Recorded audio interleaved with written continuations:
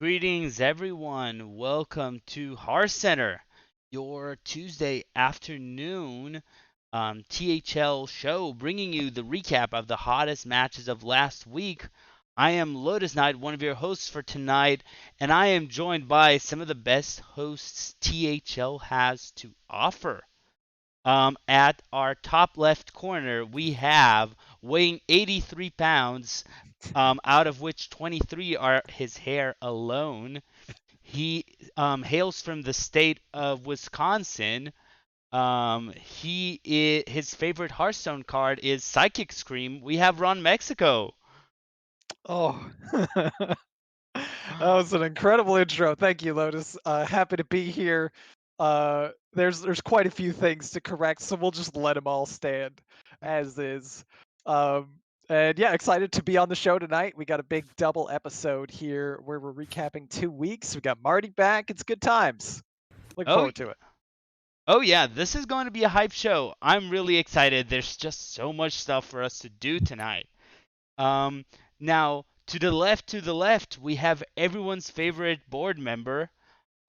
He's been, let's see, what are the facts about this one? He's been in THL for the longest out of everyone here, I think. Maybe, yeah, probably longer than I have. He's a really, really insane hero player, a pretty good legacy player, and crushing it in pro this season. His favorite card is Gibberling. We have Desharmo. Nice. How did you come up with gibberling? Right? I said it prepared beforehand.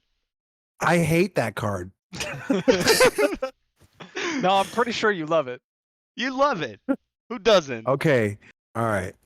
I'll go with that. How are you doing, Desharmo? I'm doing good. I'm doing good. Thank you. Yeah, It's good to be back. yeah, I am super happy to have you this week. Now, on the other side, we have our battleground specialist here, the tallest person in THL. Um, Definitely well, from what I know, it's most likely the tallest person in THL, competing just with Steffi. And we have his favorite card, as everyone knows, is Amalgadon. We have Corridon. Fair enough. Yeah, that's a accurate statement. Um, Yeah? no, it's good to be here. It's good to be back. Finally getting a 2 week run in, but yeah, thank you for the warm welcome. Yeah, it's my pleasure. I'm super glad to have you this week. Our final person, he is Wild Extraordinaire. He's Tempo Storm. He's everywhere. The head of Wild and Out. His favorite card is obviously Dark Glare. We have Marty B here. Hi. I'll have you know, my favorite card is not Dark Lair, but the Demon Seed. Fair? Real shame, though. Yeah, real shame they banned it. That's If fair. only, if only it was still legal in my favorite format. Right? But Um, really Everyone. glad to be here. So, Mm-hmm.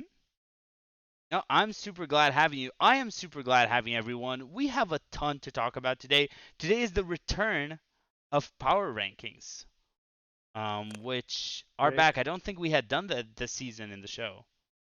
Not yet. No, we were going to debut them during the time that we had to take a couple of unexpected weeks off. So, first time. Yeah, I hope you're all as excited as I am. Let's hop into the action. Chat, send us questions. We'll do our best to answer them. If you would like answers, if you don't want answers, don't send them. We won't answer. But I want to call our hero specialist, Desharmo, here to talk to us about the hero standings for this week. Right now, the two teams on top are at Diamond and Bolner Jam 03. So tell us a little bit about how hero is looking, Desharmo. Well, just so you know, I'm not playing hero this season. So, but I do have some knowledge because I was playing a little bit. Sure. So, uh, but I mean, a lot of the, I mean, if you just look at the scores itself, you can tell like there's a few teams up top, but then like everybody is still like has a chance, even from the bottom. I mean, everybody has at least 2 losses, and nobody has any more than 4 losses. And some of the 4 loss teams, like are like even like you look at um, uh, that Turt team, Skirt Turt. I don't know what you want to call them, but they're they're 2-4, and they're in 6th place. I mean, this has been Hero the last few seasons. It's been um, just insane competition, insane how do you say this? Insane ability levels of all the players, and it's Right. evenly matched across the board. It's ridiculous, and it's ridiculously crazy. It So is. Hero has been such an exciting series to watch, and I feel like it's kind of each season it gets tougher and tougher, and you really see it here. yeah, yeah, absolutely. I mean, but I mean, some of the teams that are up top right now are no surprise. I mean, looking at Diamond, that they're pretty strong team. Started off really strong. Bolner Jams, that's got some scrubs on the team, and then There it is. and then There we it is. got Dad Legend in 4th place. There, F2L's always has a chance every season. So Yeah. these top teams are really strong.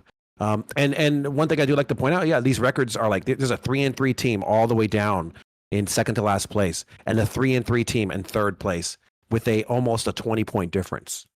Wow. Yeah, and a good thing to mention too, since you brought up 3-3 team and second to last, that's vote of some confidence who actually just beat Boulder Jams in the Yeah. last week. So I think we're looking at just a whole lot of parity throughout Hero, like we have been, in the past Mhm. multiple seasons now. Every season we talk about how competitive it is, no different this season. Yeah, and Yeah. Yeah. honestly think it's anybody's game. Honestly, Yes. like it's I don't think there's any. I mean, Hero season's pretty long, and I think what we still got 5 weeks left. Yeah. So it's still there's still anybody can make the playoffs right now. Nobody's out. Yes. Speaking of nobody's out, should we look at our first match from 2 weeks ago since we're doing a double this time? Let's do it. So, Ron, since you were the one who answered, I'm going to have you talk about this match first. Our first match of the night is actually your own match. We have Boner Jams 03 versus Even Without Turt, We Must Still Skirt. So, this match happened, I believe, 2 weeks ago. Tell me a little bit about this one. It did. This was very close, and it came down to the wire, like completely down to the wire. It was pretty back and forth. The final match actually happened to be my match versus Super Chicken. But we had, Molstar, I think, led off kind of early with the 3-2 over Donde. Big Ted surprised all of us with a sweep over CMAC. Anfall got a big win over Nine Eyebrows, 3-1, and Skirt Reynolds took a close one against Quaz. And it was down to um, me versus Super Chicken. If I got a win, we won the week. If I got 1 point, we tied. I would have had to have gotten swept in order for us to lose the week. And a 2 point loss, we still wind up winning. Um, Actually went down 2-0 against Super Chicken. Oh, He was wow. beating me up pretty good with that brute Demon Hunter. But Warlock finally got there and then took the next one to secure the week. And Wow. and then Super Chicken got me with a very scammy druid. It was very scammy. At the end of the game, I think he had something over like 50-50 in stats. It was absurd. Wow. How that one went down. There was a Grom on the board. There was a Clockwork Giant, like massive stats. It was nonsense. But props to Super Chicken. It was a very unexpected Druid bring and paid off nicely. Just kind of an exciting matchup, I think, on both sides, showing, you know, Turt Skirt still getting good points and keeping themselves in contention, and Boulder Jams, getting the very close victory to get that much needed extra 3 points to stay up there at the top. Yeah. Yeah, that's at this point, the way this series is so tight, you really want to get every single point you can. To talk about this match, I'm going to call Marty this time. Any thoughts on this match, Marty?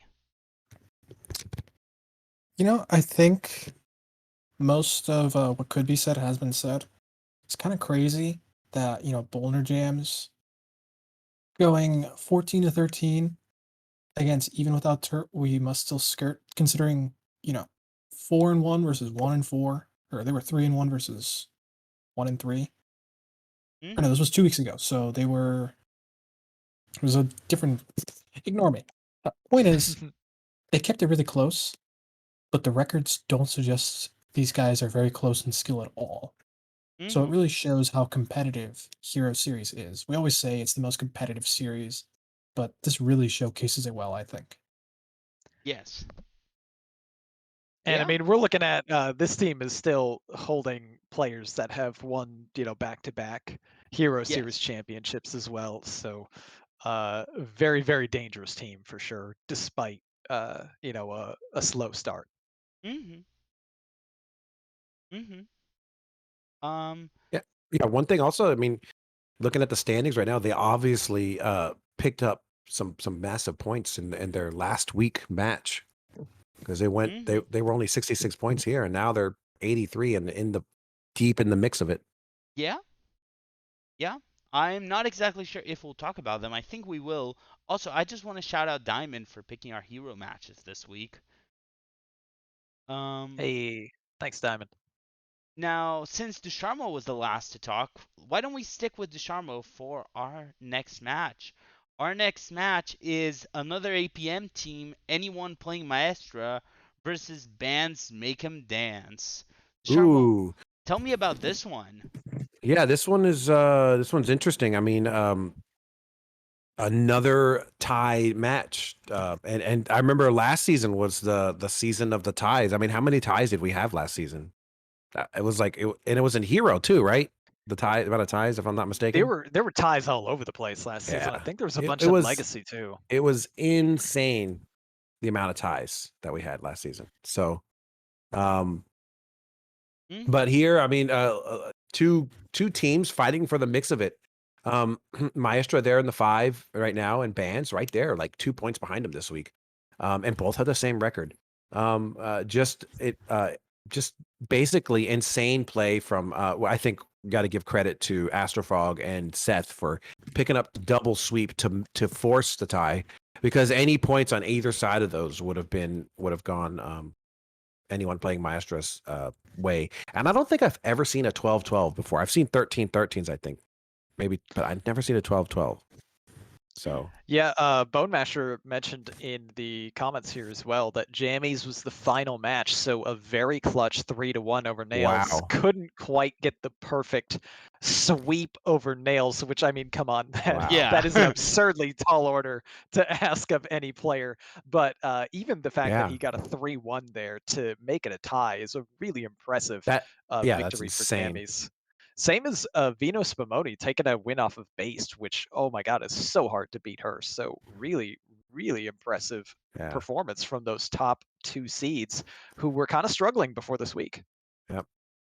And one thing I do like about teams that have a kind of a 400 PR one seed is a lot of times those players are still really strong players and can win matches. And Yes. and Vino Spumoni, showing that he can do good in the one there. So Yeah, very impressive, very very impressive. I agree. And Um. APM is in the thick of it with, as it stands right now in the standings, Yep. 85. So they also picked up a nice win the week Mm-hmm. after this one, and Bands 83, like so many teams in the mix. Yes. Yeah, and I also would like to point out that lots of mages on bands. It's very interesting. Mm-hmm.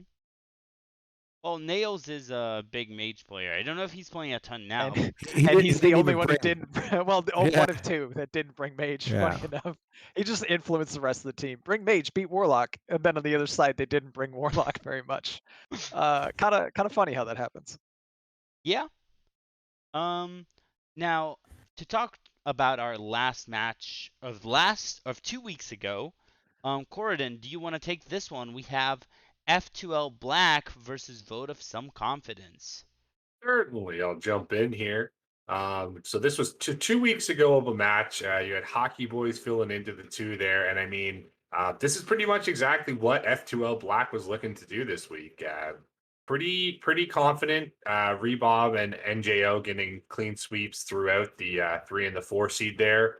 And I mean, Fish really taking his first loss of the season and having an insane hero outing for himself. And then Neji, I don't know if he found his first, that might have been his first win coming last week. So this was his first win. I think he got Player of the Week for this one too. yeah, Yes. yeah, exactly. So I mean, With, this was with really much shade from his teammate.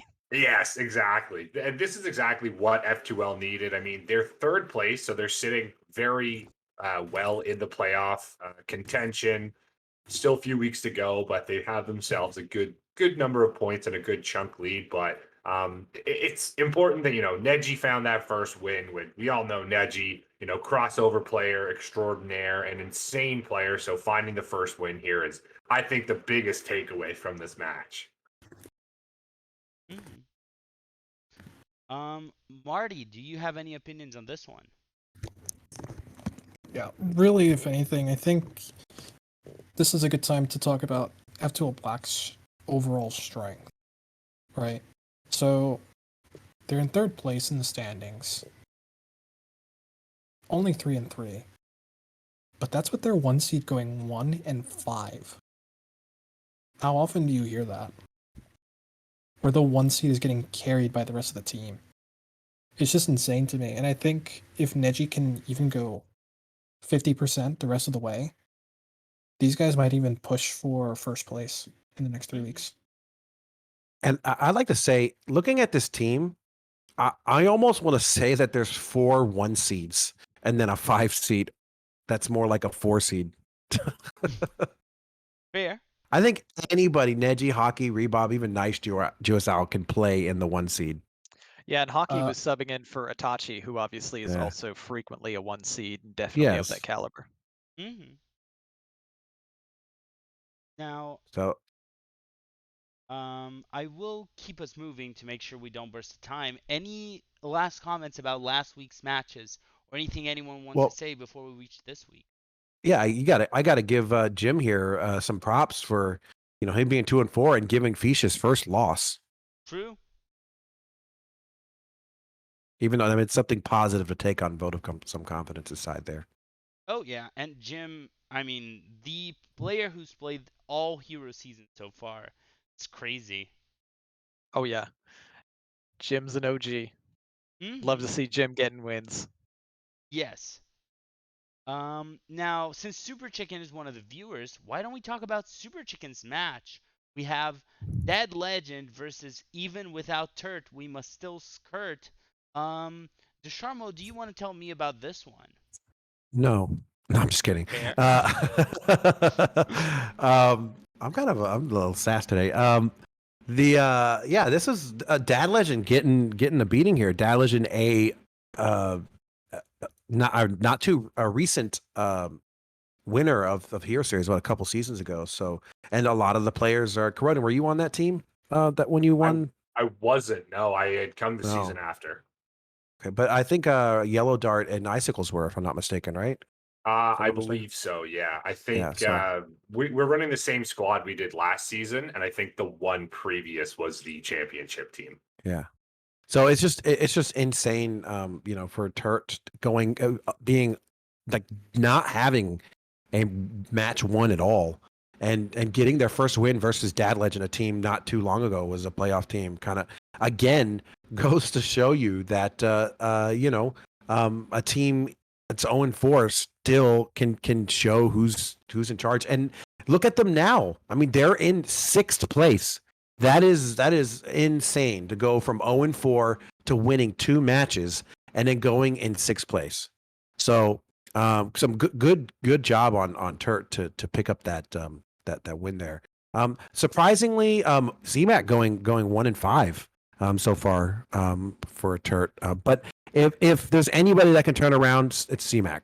So I have faith that that CMAC will be able to pick up his game. But lots of sweeps. Like 4 out of these 5 matches were sweeps. So many Yeah. sweeps. And Yeah, it was polarizing. Let me tell you. Yeah, talk to us about that match you had against CMAC, Cord, and also congrats on that 5-1 start. It's amazing. Thank you. Yeah, no, I mean, we're still showing, Starlax and I are doing well, but yeah, it was Doomhammer Shaman. I really can't say it any other way. It got through. Fair. I had some pretty good matchups. I did sneak it through past the Warlock, which was really, my biggest worry there. But then the rest kind of fell into place. So it was basically that way. But I mean, it looks it's a 3-0, but it really was very, very close. Mhm. But then I played very early on, actually, in the week.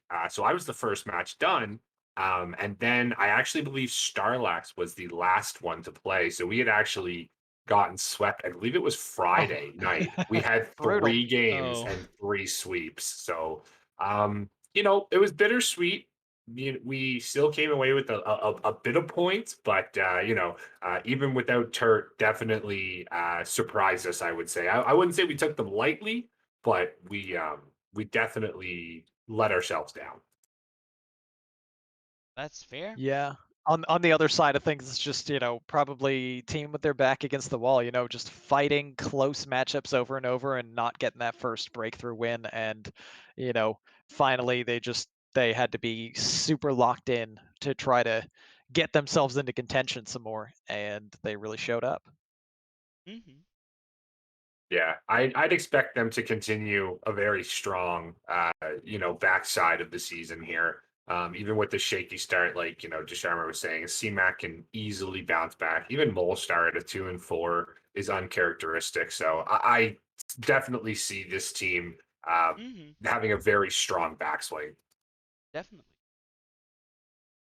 Now, our next match, I'm going to call back Marty here to talk to us about anyone playing Maestra versus no pros here. Marty, what do you think about this match? How did Jammies and crew do against Pasca's crew?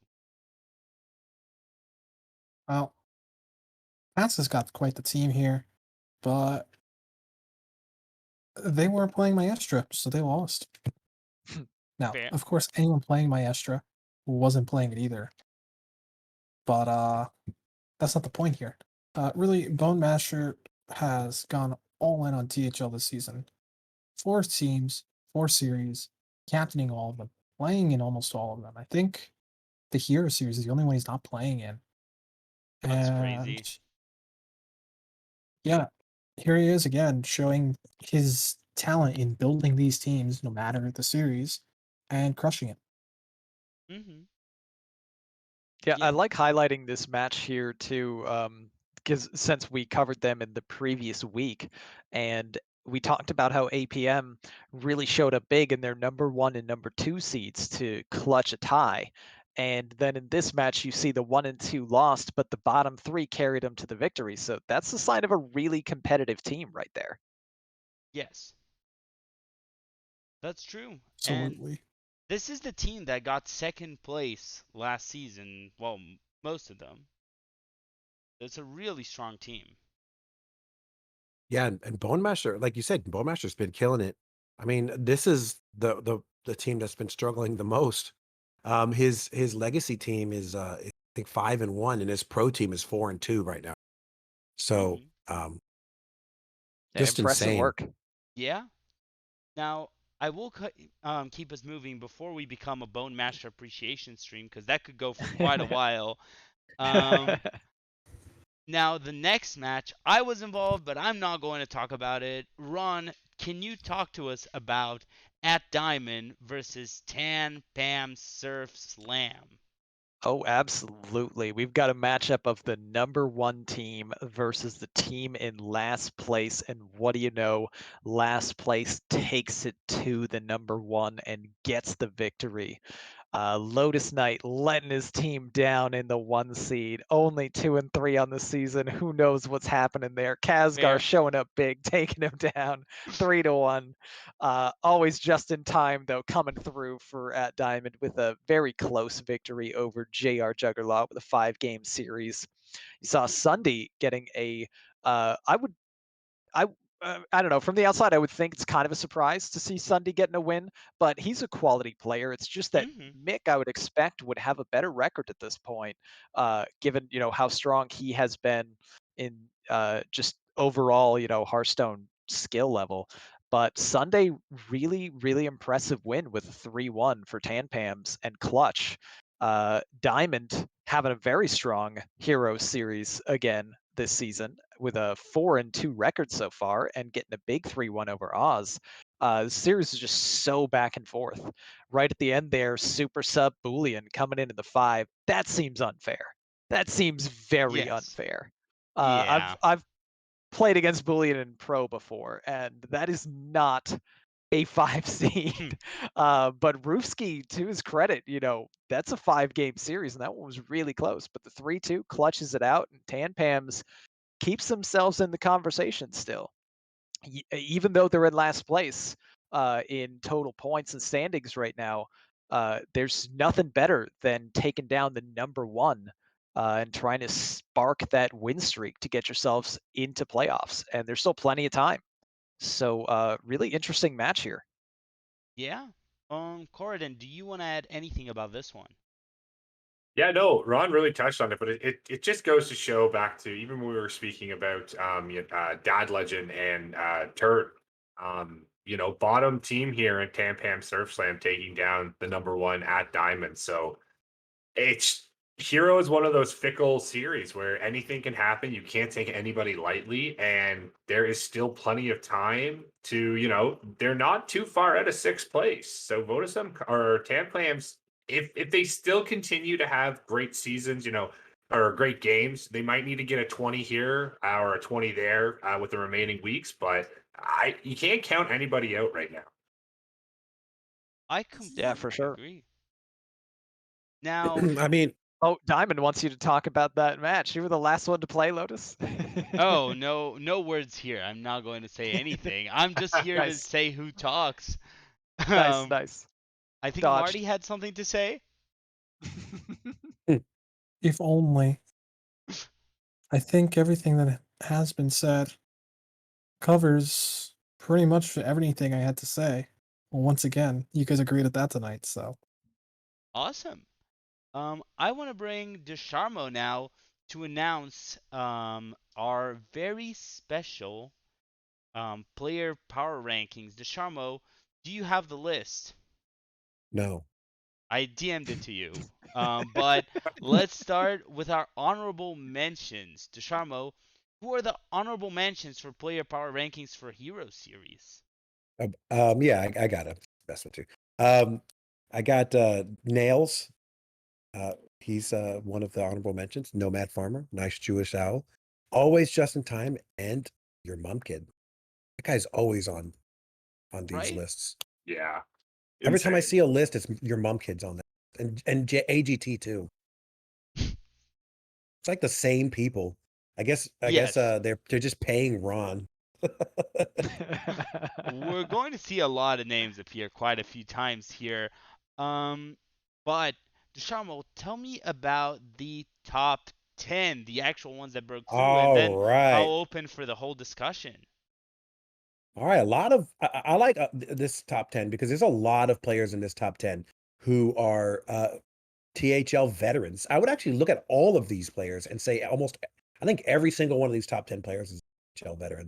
Starlax, starting at 10. Dr. Bomb D, who just had a baby, at 9. Based Inc. at 8. 7. Corridon. 6. Agent PWE. Donde at 5. Dr. Fish at 4. Ron Mexico at 3. Super Chicken at 2. And Diamond at 4. Like, just really strong, very known names in the THL here in the top 10. It's good to see. Yeah. Rigged. Blame Uh, Donde. This mean, this has to be rigged. I mean, if you Yeah. just Okay, how much noticed, did Diamond content pay took Dande over. for this? This is just content. It's like 8 of the people in the top 10 are in content. True. I mean, That we're is all very true. clearly just bribing Dande here. Yes. See, Donde hasn't been on PPR for the last 2 weeks because we haven't been doing Hearthcenter. So he just realized last night that he had to make this list, and he's like, "Oh no, who do I add? Content." And that's how he came up with this. This list is And of Dande's course, most recent DMs. well, Crap. Okay, who DM'd me last? That Uh, seems good. Throw on there. No, but honestly, there's a lot of really quality players on this list. Number 3 seed excluded, and we're looking at just another solid performance by a lot of these players. I'm gonna have And to echo congrats on that. making the list. That Of course, 3 of seed course. is trash. Naturally. Any final thoughts on Hero Series and Hero PPR before we move into the craziest series, I would say, Battlegrounds? Throw those rigged emojis in the chat and let's move on to BGs. let's do it. Let's start BGs. BGs, Kappa season is continuing. Corridon, tell me about the team standings a bit. Is Crafty Monkeys still the strongest team by far as they were before or when we had our last show? Yeah. You know, a while back, it was, I think it might have been on around the saloon where we were talking about BGs and the strength of teams. And really, I mean, not to say that I called it, but I kind of think I called it, is Crafty Monkeys has kind of been falling off lately. They are still number one. They're still doing well. But the best team right now, the team performing the absolute best, is Concede Your Match. And there is no question, Yeah. if, ands, or buts about that. Concede Your Match has had a storybook, absolute insane season, being at just 3 weeks ago last in the standings and now number 3 and in a playoff position is just insane. Yeah, that does sound That is super pretty nuts. crazy. It's Wait, like, I and remember we were recently talking about Concede Your Match and what was happening and couldn't yeah, understand why they were so low when they've been so good for so long. And well, there it is. and they were just honestly, the biggest issue is they were having a lot of personnel issues, missing people. They picked up a sub, the sub missed, so it was just a lot of kind of unfortunate circumstances that led to Hmm. Concede Your Match being in the position Hey, that they babe, what's up? were. And blame the old meta too, right? Oh yeah, blame the old meta for sure. But Me I mean, too. it just goes to show you, Mum Kid, Lilnenko. I believe they picked up Snake Fods now as well, and I'm missing the last one, and I'm so sorry. I know who it is. Your mom. I said your mom kid. Agent PWE have been playing so well.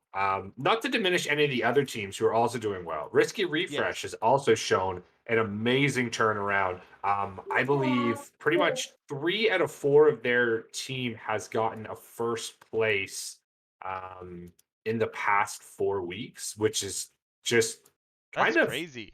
insane to think about. Yeah. Let's talk about them here. The Green Lobby. We had Donde, Risky Refresh, Team Phantom Force, and Venari's Virtuoso. Tell me, Corden, how did this lobby go?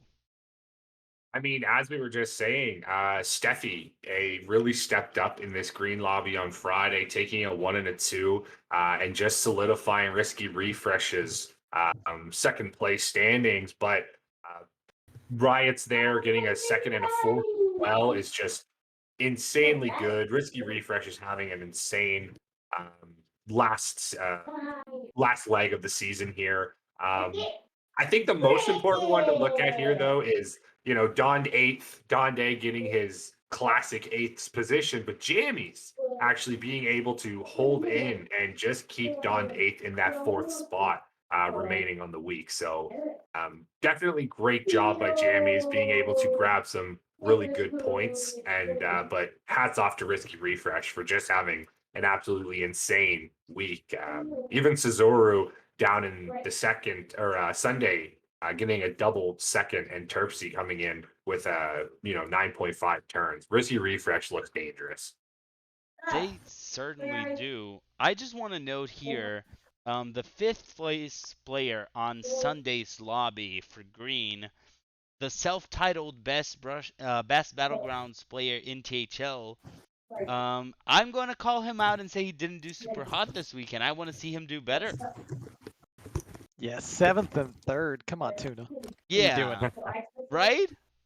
Now let's talk a bit about Blue Lobby. Blue Lobby, we did see concede your match facing against Crafty Monkeys. How did this go?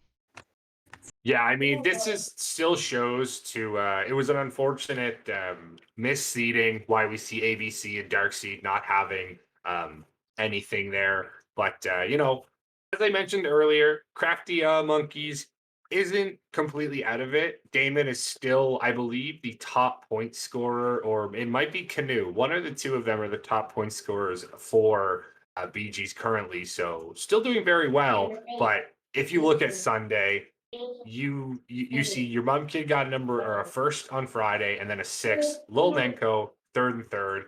Agent PWE, a first and a first. Like Yeah. lights out play. Just Yeah. lights out by Agent. I can't say it. I don't think it's the first 20 points. I believe there was one later on in the No, season. we had a previous first and first, right? Yeah, I believe it was Damon, if I'm not mistaken, but I could be. I don't have the statistics in front of me, but um, you know, it just goes to show that concede your match. They've been tenured in the BG series. It's our third season now. They've been around each time, kind of outshadowed by first it was Bob's. Oh, it was Bob's all the Bounty Bob Hunters, and team, then it was Bob's Lemurs, Bounty right? Yeah. Hunters. Yeah, and then it was Lemurs. And now, it looked like they were out of it. It looked like season 3 wasn't meant to be for them. And, Cinderella at the ball, clock strikes midnight, but they kept their shoes and they sprinted to the finish line. Ooh, Mhm. nice. Nice. Yep. I got to know, Corridon, what is your take on the monkeys right now? Is it new meta that maybe is kind of shaking them up a little bit and causing them to slip in their complete stranglehold on first place? Or, are they just maybe taking it easy a little bit because they're like, we got playoffs locked up already. We can relax, right? Could be. I don't think you can relax in Battlegrounds, right? Unless you're strategically throwing and not playing properly. I honestly think the new meta could have shaken them up. I had mentioned on Saloon a while ago that these are players that have just gone back to school. I believe 3 out of 4, if not all of them, are university or college students. So, their Yes. time is being monopolized by a lot of, heavy workloads and just getting back into the swing of things. You want to have a social life as well. You want to see friends. You want to go to parties, maybe. Then you have to study. So, could be a lack of not being able to play in the new meta. Uh, as just their knowledge has dipped when you see teams like Lolnenko, who is an auto battler like aficionado. The man doesn't know, like, even in Storybook Brawl, he's getting top 16s. Like, if it comes to an auto battler, Lolnenko knows his stuff. Someone like Mewy, for instance, writing battleground guides on Twitter and extremely into the community of battlegrounds. They say someone like Steffi, Riots. These are the people who have a lot of time on their hands in order to really dive into battlegrounds and get the new meta and figure it out. And maybe that could be the reason Crafty Monkeys this last week. Maybe we'll see they have um, figured it out, but we just had a major, major patch in battlegrounds. So I think everything's up in the air going forward. I like Mhm. it. Blame the meta, blame the teachers, blame the parties. Yeah. Those Solid kids and take. their parties.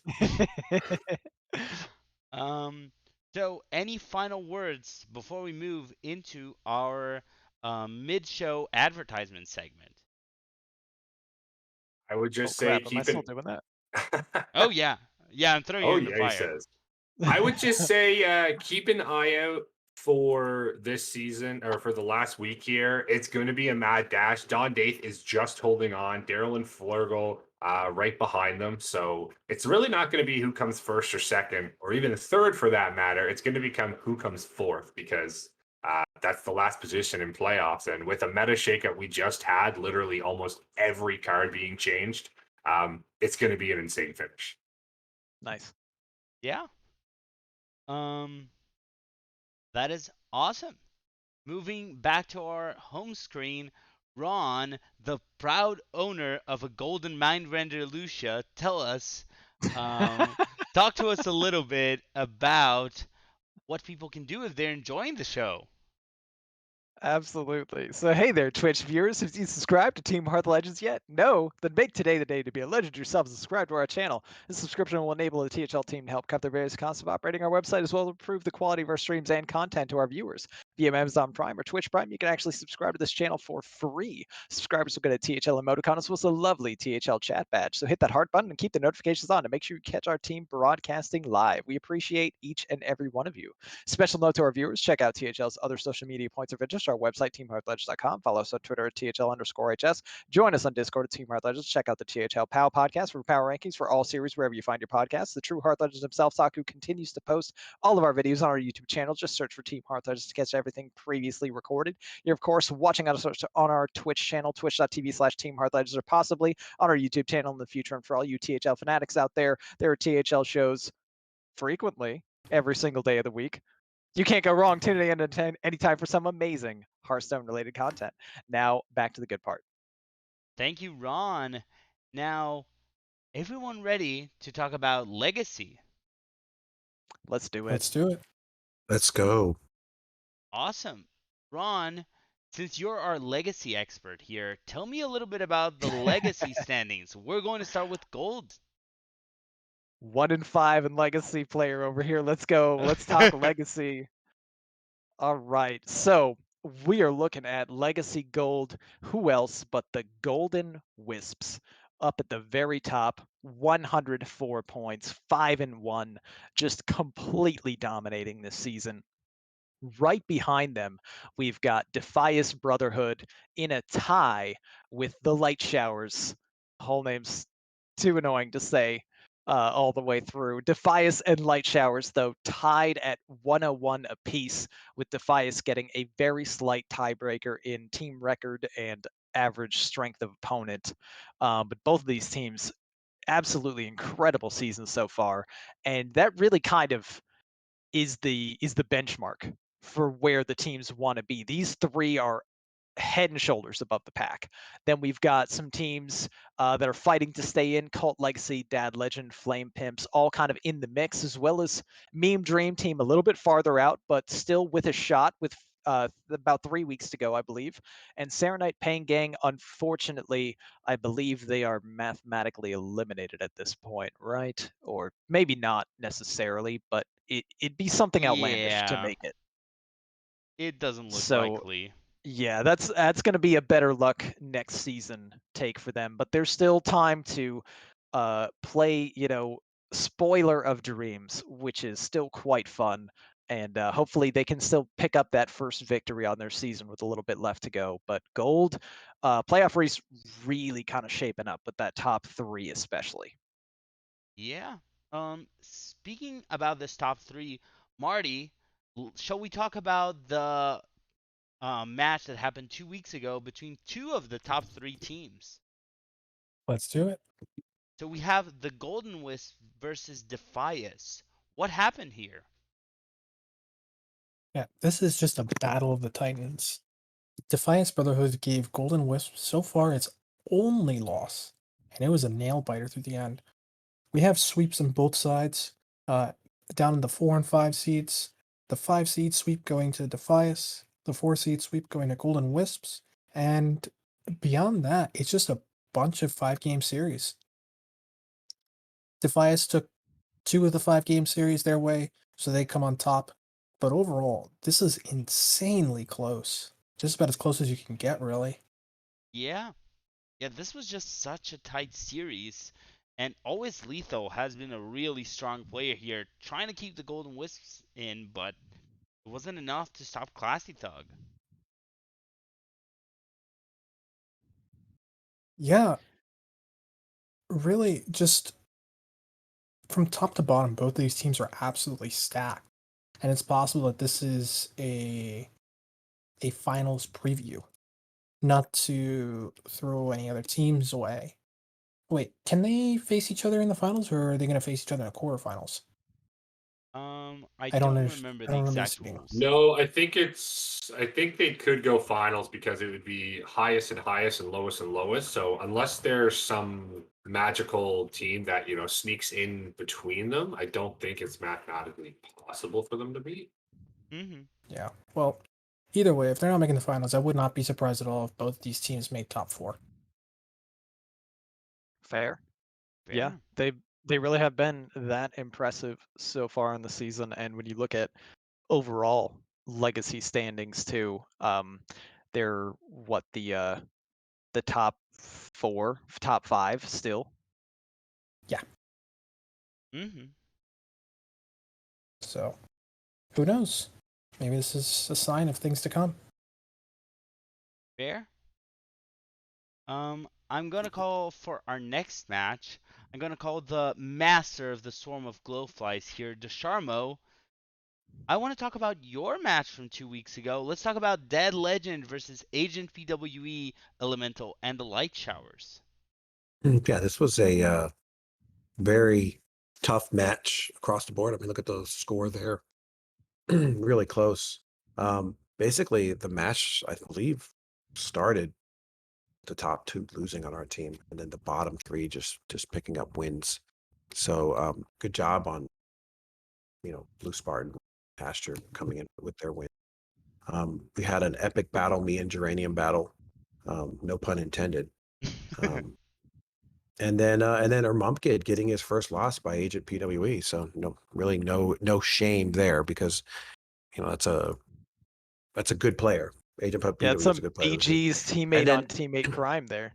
and I remember when we were prepping for this match, Honest Zabe just got moved to the 2 seed and he was playing Nails and he was like, "Aren't I supposed to play easier players in the 2 seed?" And Unfortunate. so I mean, unfortunately, Nails is not really a 2 seed player. Nails is clearly a 1 seed player. So um Yeah. yeah, I mean, just amazing for their 1-2 got the punch there, but the bottom three on Dad Legend really put in the paint hurt there. Mm-hmm. Ron, any thoughts on this one? Yeah, just props to Dad Legend. They're taking down a really strong team, and uh, it was on the back of the bottom three, which is kind of a classic Dad Legend thing to do. Although it's not a classic Dad Legend type comp with two 550s up at the very top. But Yes. just showing that they can still get it done in any week, regardless of opponent. This is really close, and I expect both of these teams to be in contention towards the end of the season. And you look at Dad Legend's AOS there; they have the hardest schedule out of everybody. So Yeah, things get easier and should be maybe a little bit of an easier road to the playoffs for them. They've gone through the toughest part already. yep. Mm-hmm. Um, Now we're going to stick with Dead Legend, but I will let Desharmo take a break from this one. Corridon, tell me a little bit about Dead Legend versus Defias Brotherhood that happened last week. All right, rolling right into it. Yeah, I mean, this is kind of two of the top teams, as Shammer was saying.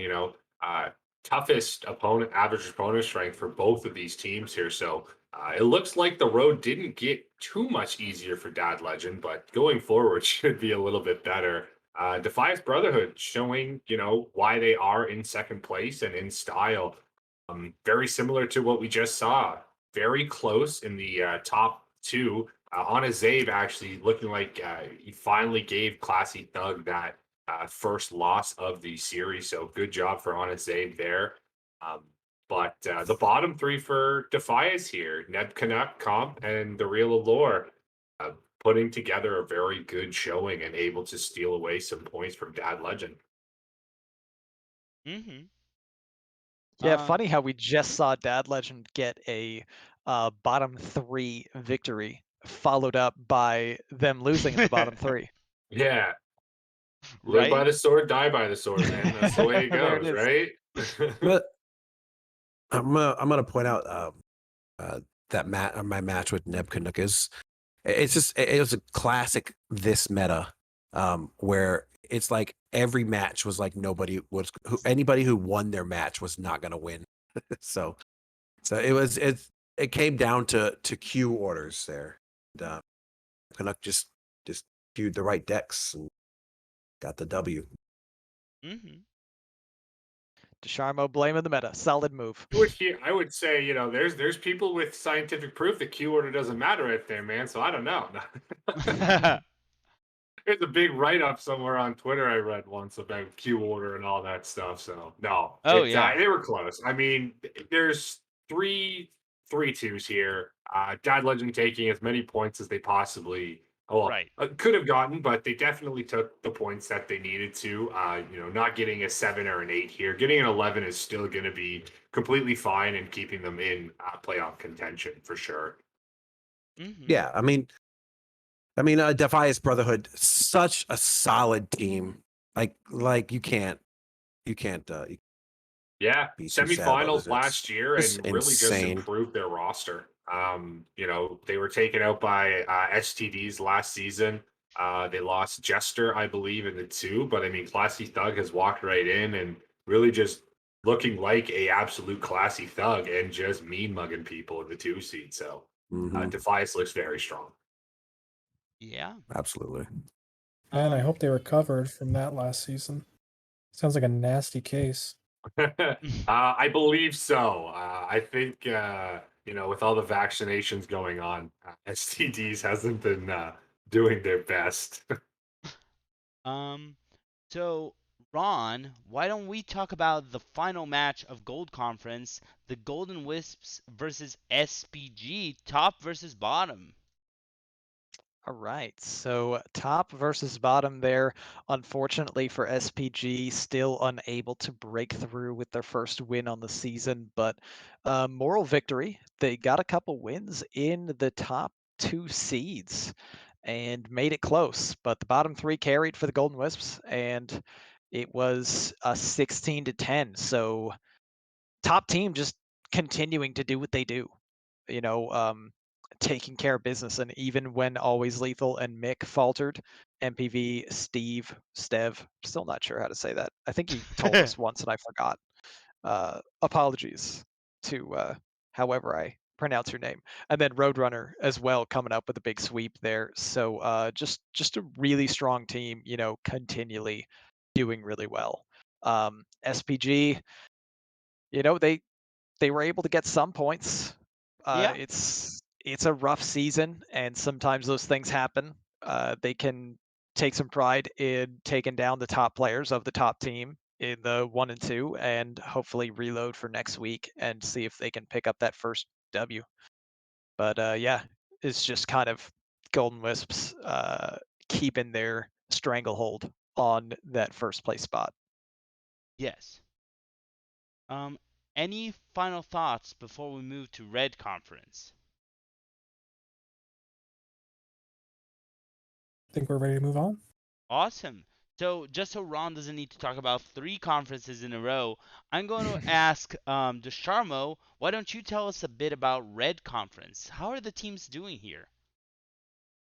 Yeah, I mean, this is what you see in a lot of the other conferences. You got a really strong team up top, and then some teams really fighting for the 2 through 4 seed, and then one team that's struggling at the bottom. And I've always been a very huge how do you say it the Stubbs team, and I believe they were a championship team not too long ago, right? Mm-hmm. So very very how do you say, just not good on that side. I'm sorry. I'm really trying to talk to handle my little one over here too. So Sure.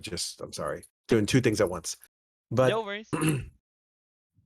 but yeah, Bluefish really picking up a win here. I mean, a number one seed here, 4-1, and another tie there. Chaos Theory, that team, just like that team's always been trying for the last 3 or 4 seasons, to try to get a win. Seek Guidance, good team. Team Justin, another good team. And then F2L and the Cooler fighting for that 4 spot. And Degenerates, I would say they're not quite out of it yet. Yeah. Um, speaking of chaos theory, Marty, why don't you join me to talk about Team Justin versus Chaos Theory that happened 2 weeks ago? I'm down. Let's do it. Let's do it. So Team Justin beat Chaos Theory 15-9. What do you have to say about this match? And Team Justin, he's just, I don't even know what to say about their name. But going through these matches, really, they're carried this week by their 2 and 5 seeds, Gamer Dude and Skirt Reynolds, who pulled off sweeps against Notorious GHP and Kodomora, respectively. And these guys aren't slouches either. Notorious GHP was 3-2, and Kodomora was 4-1.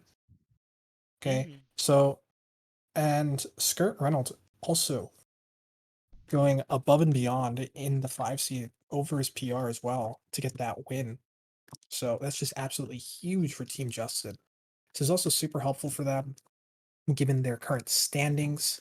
Okay, this win was very important. Chaos Theory being in second place, Justin trying to make up some ground against them, really put them in a better position for the playoffs. Mm-hmm. So they're going to be looking back at this win and recognizing how much of a turning point it was for them. Yeah. Because if they didn't win here, I could have very easily seen them falling off. Mm-hmm. Mm-hmm. I agree, especially against such a household name this season as Chaos Theory. Um, Corridon, any thoughts on Team Justin versus Chaos Theory? I mean, it's very interesting because when we did the reveal stream, Team Justin was literally a team that came out and said, you know, we're kind of a meme team. We're all named Justin. That's kind of how we fit together. Um, that's literally what they came out and said. I think as it has gone on, it's settled down a bit. You know, Pokemon 661 has lost a little bit of PR.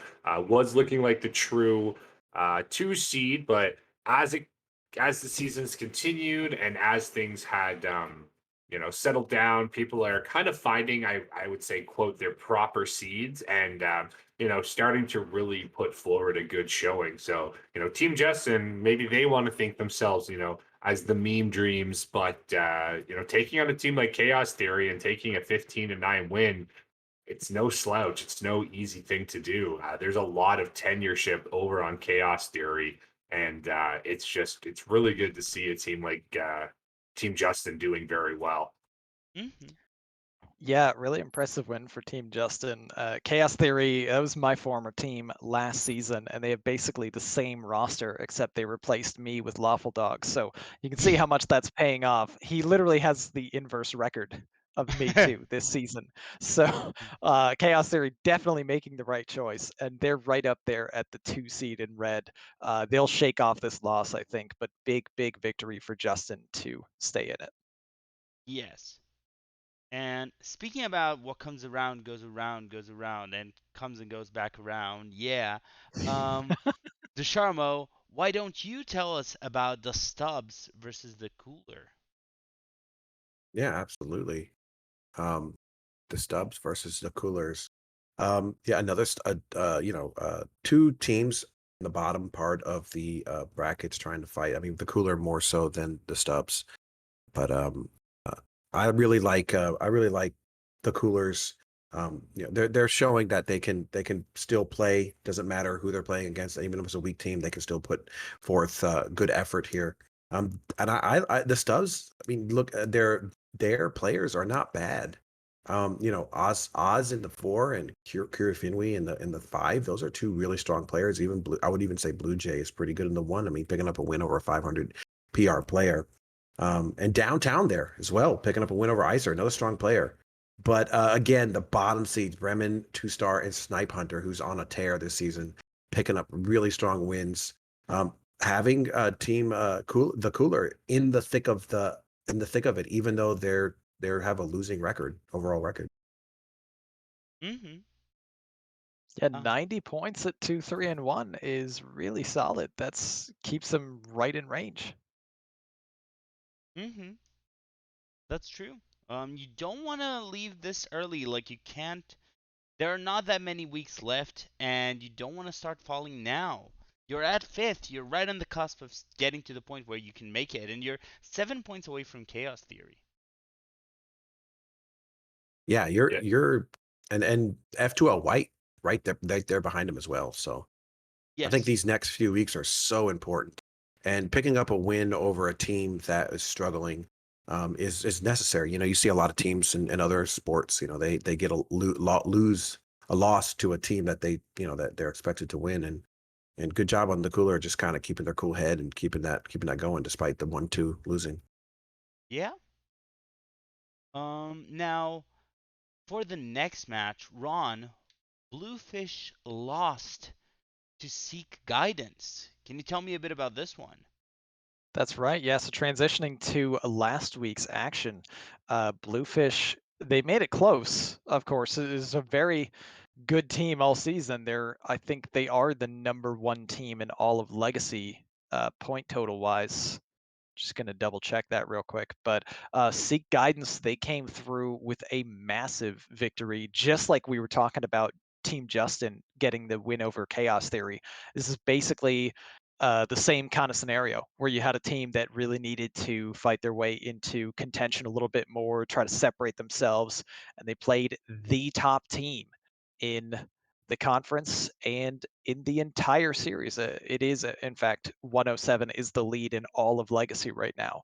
And Seek Guidance took down that big one. Magnificent with a 5-game victory. Why the Hunter with a 5-game victory? Skittles, even in a loss, it was 5 games. Impressive that A2 Battleship. I don't know how he's a 3 seed over here, but Right? 6-0, great season for him. And then it kind of started to swing back the other way if you go in order of seeds, where Dead Snoop took that 3-1 over Snake Fods, but Jolt C bringing it home with the 3-1 over Judo Chop. And Pasca's team doing well, picking up a clutch victory and moving right into the number 3 spot. And when you just beat the top team and you're barely off of that point total, you're feeling really good about your playoff chances. Yeah, I agree. This puts Seek Guidance at such a strong spot at this moment. Yeah, they're not too far from Team Justin and the others, but they crossed the hardest team and they won. Yeah, and not just in the conference too. I mean, they're Yeah, literally leading Legacy, and Seek Guidance just beat them. So that bodes very well for their chances late as the season, winds to a close. yeah. Corridon, any thoughts on this match? Yeah, it goes to show just how good Bluefish is, even in a close, in a loss, still picking up 13 points. I think pretty much, 14 would be the maximum they could have grabbed here in the loss. It's insane how good they are. I got to shout out Mech for handing RoboCats the first loss of the season. Don't like to point it out, but it's always nice when somebody as Mech, who is a newer comer, subbed in a little bit last season. Playing in the 1 seed is extremely difficult as a new player. And, coming into someone like RoboCat's Bunny is no easy feat. So hats off, congratulations to taking that one there. Yeah. I will move us to our final match of Red, so we can end the night not too late. Marty B, what do you say about talking F2L one more time with F2L White losing, unfortunately, to Chaos Theory? And you just want me to talk about them because they lost, isn't it? Of course. Naturally. Of course. Well, this was a close one. I believe this came all the way down to Vino's match in the 1 seed. So we started with Myanodon, Rebobson, and Totino's Pizza playing. Mhm. And as we see, they went down to 2 sweeps here. Notorious GHP and Godamora, who were swept the previous week, got sweeps this week. And to counter that, Slot came in as a sub for, I believe, Itachi as well, and swept here and beat Risen 3-0. So that turned the tide a little bit, and it came down to the final match where it was 10-8. So Vino Spumoni needed a 3-1 or 3-0 win for F2L White to take it, but Lawful Dog, who's having an incredible season, took the 5-game series win and sealed it for Chaos Theory to keep them in second place this week. Much Awesome. closer than the sweeps may suggest. Mhm. So, really, F2L is still 3 points out of playoffs as well. So, even though they lose here, it's not a season ending loss, and they are Mhm. far from out of things. Chaos Yeah. Theory, on the other hand, I believe they have all but sealed their spot in the playoffs.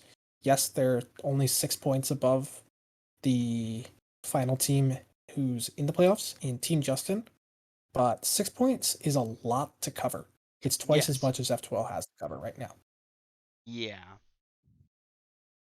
Um, I'm going to call on Desharmo. Any thoughts on this match you want to add before we move to Silver Conference? No, not. I think you guys covered a really good job. I mean, just some surprising results. Totino's Pizza getting a really huge PR difference, getting a swept, and then Maya down. Just he's lower in PR. I still think he's a really strong player, getting swept as well. Mhm. Yeah. So why don't we move to Silver, assuming no one has anything else to say about Red? Let's do it. Ron, are you ready to join me, Ron, to talk about the Silver Conference? Oh, absolutely. It is looking rough for Amber Flight Gaming, which is my team, unfortunately. But we've got some pretty impressive performances at the top. As we mentioned before, Bone Masher teams doing amazingly well, and Wallet Warriors are leading just barely with that tiebreaker on. Actually, I guess technically APM is kind of in the lead here with record and AOS. But regardless, both teams really, really good. 106 points apiece, and having a very strong season. Illidan's Death Knights close behind, Mhm. close-ish, along with Dirty Mike and the boys, and not Justin. And that's kind of the uh, the separation point right there. 88 points for not Justin, for who's currently kind of the most likely in playoff contention. Then we've got Amber Flight Gaming and defending champs Hot Zilfs, having a very rocky season, with Redfish having the polar opposite season of Bluefish. Uh, Interesting that Bluefish is a team that is the highest point total in all of Legacy, and Redfish is the third lowest point total in all of Wow. Legacy. Um, I don't really know what happened there, because I think both teams are comprised of very strong players. It was just Fish last season and they did very well, but sometimes that happens. There's Yeah. tons of quality players, and you have some ups and downs. But they're probably looking forward to next season. The rest of the teams all theoretically still have a shot, but it's a long shot for AFG and Zilfs, and it's much more likely for the rest. Yeah. The Zilfs, especially being the reigning champs, this was not their season. Yeah, Um. sometimes you just metas just don't you don't feel good with your meta. You know what I mean? Like sometimes it's just not you. And this was really combo heavy, great meta for people who like to think a lot and mull over turns, roping turns and stuff. Last meta was very like board centric, and this one is definitely not board centric as much. Mhm. Um. As we talk about our first match of the day, Corden, what do you say we talk about Wallet Warriors versus Illidan's Death Knights? What do I say? I say let's do it. Let's get right into here. So, Wallet Warriors coming into Illidan's Death Knights. Wallet Warriors, a team comprised of newer to THL players, but I think more than likely people had them as, early favorites. With a team captained by NJO, you kind of had to figure the team was going to be doing well. This week, unfortunately, Illidan Death Knights are taking a very rare win off of the Wallet Warriors, getting a 15-12 victory. Definitely being carried by the top seeds there, Earl and JR Juggernaut getting in with Bitbreaker getting a very close 3-2 victory over Sam C's Ghost. So, Illidan Death Knights were, I believe, 2 seasons ago, one of the, if not the best team. They were, pretty much unstoppable and then just kind of hit that playoff hump where I believe they got knocked out really early on. So, it's good to see them still third place here. Quite a ways to go to get by All Pros missing or Wallet Warriors, but it's a good showing to be able to take down one of the top teams. And kudos to Wallet Warriors for taking as many points as they can. This late in the game, you don't want to leave anything on the board, and they definitely took all the points that they possibly could have. Mm-hmm. Ron, And we any got thoughts on this one? another undefeated sighting here. This Yes. pretty impressive season by Mojo Powell, who has frequently been a top player, even always kind of taken up residence in the 5 seed. I think maybe once he moved to a 4 in one of the series, but just consistently Mm-hmm. was getting all-star nominations and all that in previous seasons, and just a really incredible season so far. We'll see if the meta shakeup, changes some things up a little bit, but I think it's just two strong playoff contenders having a close battle. IDK getting a pretty important win here for their chances, and Wallet Warriors staying in the lead like they need to be doing. Awesome. Ron, why don't you stick with me to talk about the other star team in Silver Conference, All Pros Missing facing Amber Flight Gaming. All right. This is the Bone Masher special show here as APM takes it to Amber Flight Gaming. This is close. I played Cheesy, if I remember, to lead off the week, and I was not happy with the Druid. I regretted bringing Druid very much. It got close, but Cheesy really beat me up there at the end and took that 3-2. Very strong player. He's of course undefeated as well, and is one of the well-established players from way back in THL's earlier history. Mm-hmm. And I believe he's still the hunter specialist on Vicious Syndicate. So really strong performance so far to see him undefeated and leading the way for APM. Neji, on the other hand, for Amber Flight Gaming, also an undefeated season. Unfortunately, me and the rest of the scrubs are kind of letting him down here a little bit. Neji 6-0, but he's trapped on AFG. We need to get this man some help. We tried a little bit. We brought in Marty B for a moment, and Marty came through. He got that nice win over Bone Masher, 3-1. It was close, with Neji and Marty's win, but Wyfair and Chewbacca proved to be too much for Amber Flight, taking a 3-1 and a 3-0 respectively over Dr. Fish and Saku. And APM picks up the win, more points. Amber Flight, close but no cigar. Marty, I know you might have something to say about this victory for us here, though, over Bone Masher in the 3. Yeah, well, Bone Masher is a fellow WoW player. Um, so I had some idea in what he liked playing. He just brings good stuff, and I had a good read on his lineup. And because of that read, I was able to do really well there. Overall, playing with the AFG, I learned a lot in how they work, and really the 2-4 record is quite misleading. These guys Mm-hmm. prep a lot, Really, I think they had a hard time because they were facing really a top team tied for first place, and the score really shows it as well. 11-13. You know, Yeah. even when even when they're playing as a top team, being that close, it shows there's something there.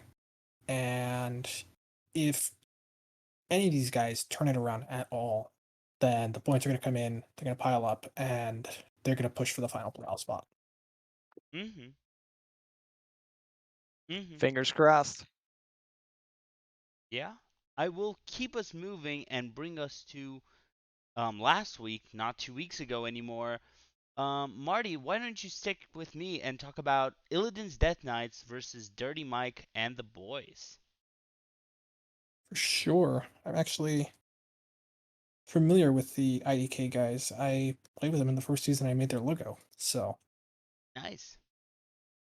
yeah, this was a fairly close one between two teams fighting for the third playoff spot. Illidan's Death Knights came on top here, 15-12. Lots of really close matches in the 1, 2, and 3 seeds. But the one thing that turned things around was the sweep Bitbeaker had over Tony Montana. That 3-0 sweep probably turned the tide quite a bit. It was also very very surprising from a PR perspective. Bitbeaker almost 100 points lower than Tony Montana, taking the win. Huge win there.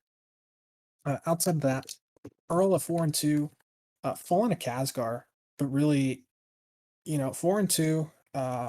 Earl is new to THL, correct? Or am I misremembering things? No, Earl's been around. Yeah. Oh, I'm bad at this. See, this is why I stick to Wild. But Earl at 4-2, you don't hate to see the loss here because it was a 2-3 win or 2-3 loss, so maximizing the points there. JR and Jespine coming to cover his back as well with the 3-2 wins. Already spoke about Bitbeaker, and Mighty Biz fell to lefty, but turned out that didn't matter because the week was already sealed by then, I assume. So really, Illidan just slipping through over Dirty Mike and the boys. But I think if they meet again, it could go either way. Both we see in the standings, they're so close, and even the scores didn't really lean one way or another either. Mhm. So watch out. Yeah, I like that point. There's not really a whole lot of separation still, even after kind of clashing against each other. So could be a rematch due. Mhm. Um. So bringing us to our next match to keep us as close to on time as possible. Um. Gordon, why don't you tell us a bit about AFG versus reigning champs, the Hot Zilfs? Let's do it. Well, as Ron might have been saying, AFG having a bit of a struggle, but this time around, showing, not showing those signs against the reigning champs and Hot Zilfs. And, probably a match that they needed to win. One of those things that you need to get the win under your belt, need to reset coming into the last couple of weeks of the season. So it's good to see AFG find the victory here over, a bit of a struggling team in Hot Zilch, which is a bit surprising. The top three, Ron, congratulations on finding that win, my friend. Hey, he finally got it I- against my hero teammate. there you Had to be go. against Sandfall. Feels bad, but That's the way it got there is, finally. right? Yeah, but I mean, Itachi finding the first win after going through, um, hurricanes and work and craziness. It's just doing very well there as well, getting the first win. Neji staying untouchable, going over jammies is fantastic. So, all in all, I think it's a very good win for AFG. Um, it's a bit of a stretch. You're not completely out of it at this point, but this definitely helps you get towards the fourth spot at the moment. Mhm. Ron, anything you want to add about this one? Just proud of my team for getting a win here. Kind of a rocky season on both sides for AFG and Zilfs, but this was huge. Needed it to kind of stay in striking distance for contention. Happy to see Itachi come back and get that first win on the season because he's had a crazy season just with real life stuff going on. And got to mention, Neji, I think this is maybe the second or third time we've seen him pull out a 5-game victory. And it's funny to see him kind of post a little update in the Discord, just like mentioning real quick where he's at in the match. And he's like, oh, looks like I'm going to lose finally, guys. Oh, this sucks. And then it's like, oh, hey, actually, I'm still going to win. Hooray. Just Neji doing Neji things. So impressive to see him continue that win streak. But if we want to have any chance at making playoffs, we probably need to hit that win streak and keep that stride going. Same for Hot Zilfs. They're not out of it either, but they need to start winning fast to have a realistic shot at playoffs with the season winding down so soon. Yes. Now I'll take this moment to move into our player power rankings for Legacy. Ron, are you ready for this? Absolutely.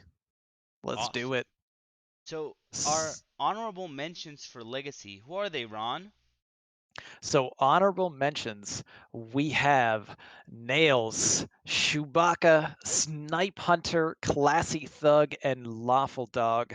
And I mean, these are some crazy records here. Nails at 4-2 is the most losses out of all the honorable mentions. Chewbacca, Snipe Hunter, Classy Thug, and Lawful Dog all at 1 loss apiece.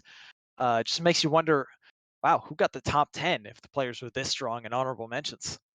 Yeah, who did get the top 10? Well, I will tell you. Our number one, it is your Mumked coming in with a 5-1 record, 16-6. Spam your rigged because number one has a loss, and there are 4 players behind him that are undefeated. A2 Battleship at Rigged. 6-0, Neji Boston at 6-0, Cheesy 10 at 6-0, and Mojo Powell at 6-0. Incredible starts to the season. Agent PWE coming in just behind there. Also, interestingly enough, your Mumked's only loss, if I remember correctly, at number 6, rigged. It's fine. Number 7, we got Magnificent at 5-1. Epic Mingo at 5-1 at number 8. Always Lethal at 5-1 at number 9. And RoboCats rounding out that top 10, 5-1. Really incredible seasons here from everybody involved. And we've got a good shot to see one or more players finish with an undefeated regular season, which is always such an impressive feat. Yeah, that's true. Any final thoughts from everyone on what we have here for I think Hero Legacy?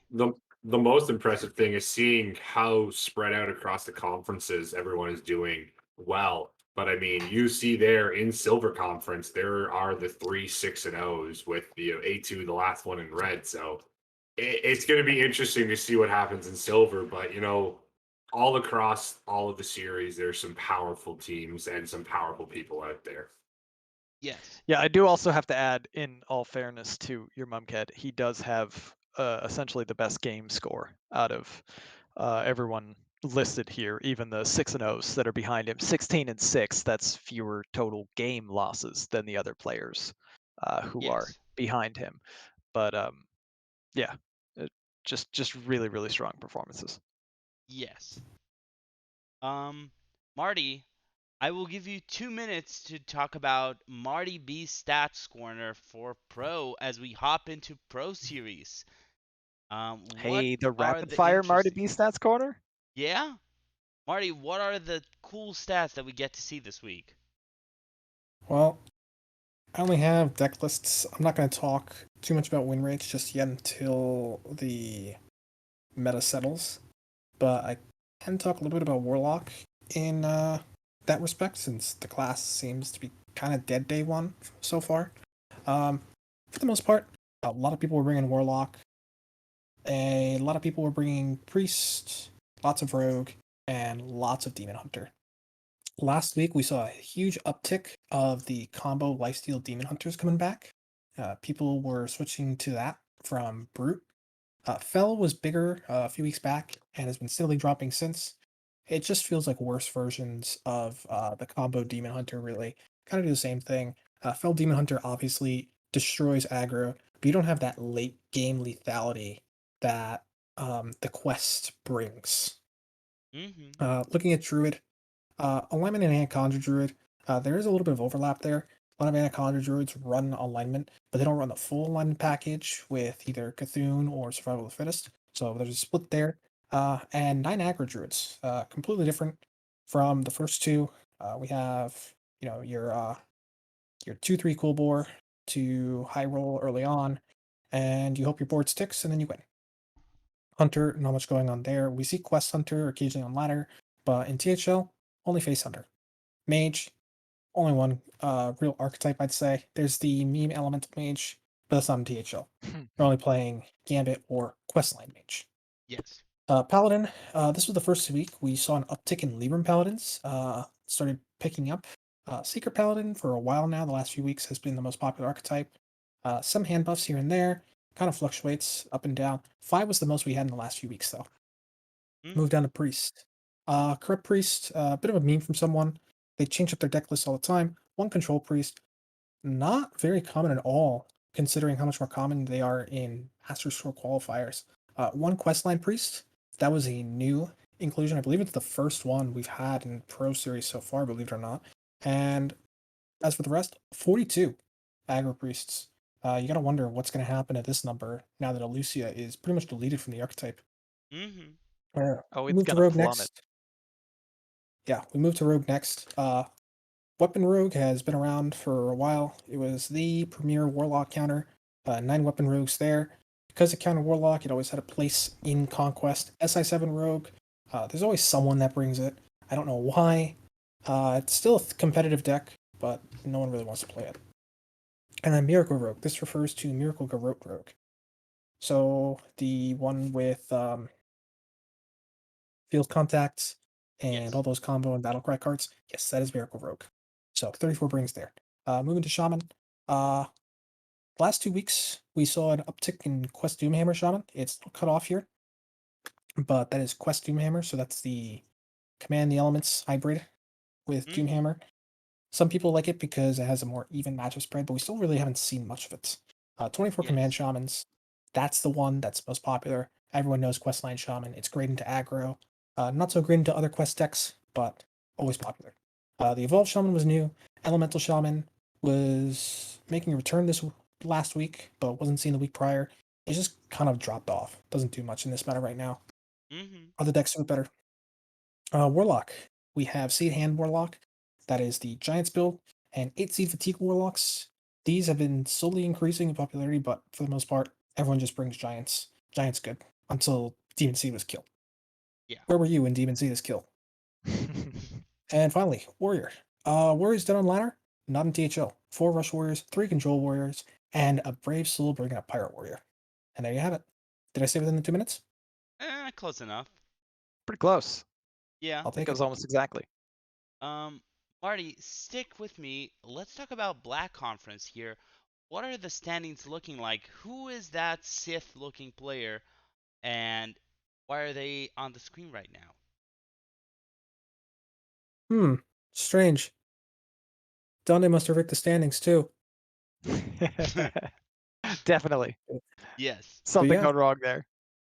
3 of the guys I'm in call with are actually on this What's team. that? Brushy Tuna all the way at the What's that top. scrub team? Who is in that scrub team? Yeah, this is now a Brushy Tuna show. I will say the top team does have the weakest AOS, so they're Yes. just Yeah, still but that's they're still natural. Very true. they're still scrubby. Mm-hmm. That's natural. That's always going to happen towards the end of the season. We'll see if it keeps up. Who And their knows? one seed If you is guys keep trash. winning, you'll stay at the top. You have a huge lead right now. After that, we have a very close race for second place. No pros here for the Clowns and Bread Ape. 82 points for the first 2 teams, and 81 points for the latter, respectively. Then we move down a little bit. Faction at 78 points. Hyper Horizon 74 points. 2, 2, and 1. You can't help but think that's a bit disappointing from them, considering how well they've done in the past. Mm-hmm. Right below Hyper Horizon is Sushi Rats at 73 points, then Swakoi at 67 points, and finally Make Love Not Warcraft at 64 points. Make Love Work, not Warcraft, one of the best team names, but not doing super hot this season. No, Yeah, and problem actually, is, I'm not oh, like go ahead. I was just gonna say when I saw this conference, I was like, there is no way that we're winning this conference. And I mean, we still got a long way to go, but I mean, the amount of insane teams in the Black Conference is ridiculous. No pros here. For the Clowns, Bread Ape are champions, I believe, last year. Faction just ridiculous. Hype Horizon, another ridiculous. And I would even say Sushi Rats, an unknown, is really strong team. So, um, just insane across the board. All the teams in this conference.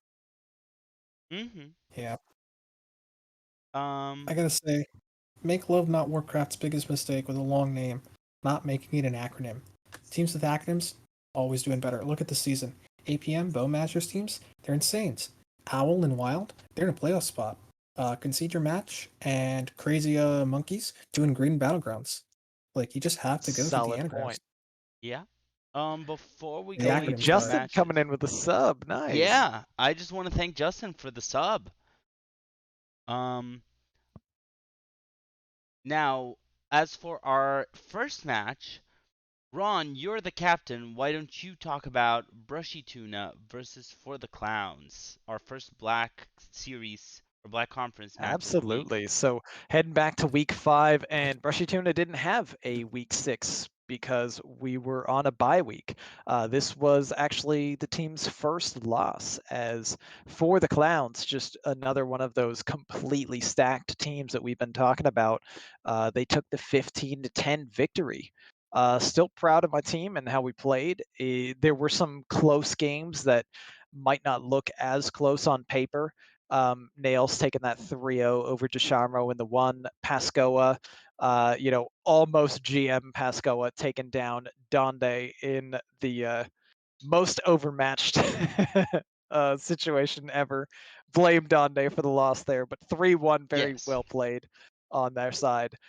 Base Tank taking the 3-2 over Super Chicken. I got the 3-1 over German Shep, and I think it did actually come down to the final match. If it had gone the other way, we could have taken the victory, but Neji just too strong in the 5 seed, taking a 3-1 victory over substitute Isocles, who was stepping in for Lotus Knight that week. Just a great win for the Clowns. They needed the extra points. They wanted to get closer to that top spot and inhibit their competitor from getting more points to stay ahead. So just everything kind of falling in place right for the Clowns, and for Brushy Tuna, still in the top spot despite the loss and a bye. So we will take those. Yeah. Gordon, any thoughts on Brushy Tuna versus For the Clowns? I mean, Ron kind of nailed it. It's an impressive win for the Clowns, taking some points off of Brushies in the #1 spot, uh, keeping a hold of their playoff position, and showing they can duke it out with the top team. For the Clowns was an extremely good team. Last season, I believe, were they Clownstone last season, if I'm not Yes. mistaken. So, Something with a picking up clown in the name, yeah. something with the clown. Yeah, they're clowning around and clowning on Brushy Tuna, it seems. But it was a close match. I mean, Brushy Tuna got the 10 points, better than what you can expect from a loss, especially seeing a sweep working in there. So, no, I expect both these teams to continue to do extremely well. More than likely, we'll see both these teams in playoffs. Awesome. Um, Now for our next match, Desharmo, why don't you tell us a bit about Sushi Rats versus Faction? Awesome. Two teams that are vying for a spot in the playoffs, and both teams are right in the thick of it. And Sushi Rats needing a victory here. I believe Sushi Rats did have a bye on the week 1, so technically on the the record and points, they were behind most of the season. But if we look at the points per week, they're fifth, tied with Hyper Horizon. So and I also believe their schedule has been the hardest out of all the teams so far. So Sushi Rats looking to finish the season with maybe some of the weaker teams. So I'm really liking this win here from Sushi Rats, picking up some massive points off of Faction, who I believe is a very strong team, Yes. and and uh, and and showing that they're not a team, they're a team to be contended with. And with these points, I'm gonna throw this out here, a what do you call it? A bold prediction that Sushi Rats actually makes the playoffs. Ooh, bold prediction alert. Oh, Nice. nice. Ron, any thoughts on Sushi Rats versus Faction before we go for our next match? Just impressed with the performance here. You know, they needed a victory. It's one of those things where you hit a certain point this season where you're like, we got to pick up this week. And they did what they needed to do, and they did it in impressive fashion against a really strong team. So looking forward to see if they can actually back up Desharmo's bold words. I'm going to say that they are not going to have enough in the tank, and they're going to miss playoffs. So send me all of your angry DMs, Sushi Rats, or get motivated and prove Desharmo right and me wrong. Fair? Marty, I want you to join me here to talk about No Pros Here versus Hyper Horizon, our next Cool. match. Well, depending on how you look at things, this could be an upset or no surprise at all. So if you look historically speaking, Hyper Horizon, there's no pros here. This is definitely an upset. But just taking a look at the standings, this is the kind of result that you'd expect. Close match, but no pros here taking it. Your mom kid and Aiden PWE having fantastic seasons. Your mom kid actually delivering McBanterface a 3-2 his first one this season. Mm-hmm. Quaz was the only person, or Quaz and XKMA were the only ones to fall on the No Pros here side to Gamer RVG and Liquid Ox respectively. But Lolnenko was able to clean it up with the 3-2 win over Cool Kid 2001. The one thing I Mm-hmm. want to point out, Liquid Ox in the 5 seed. When was the last time we saw that? Right?